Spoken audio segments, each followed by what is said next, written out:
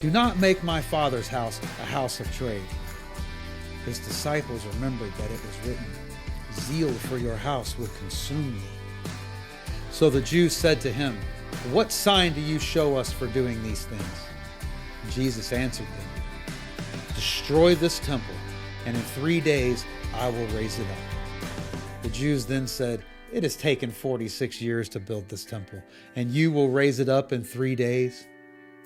But when therefore he was raised from the dead, his disciples remembered that he had said this, and they believed the scripture and the word that Jesus had spoken.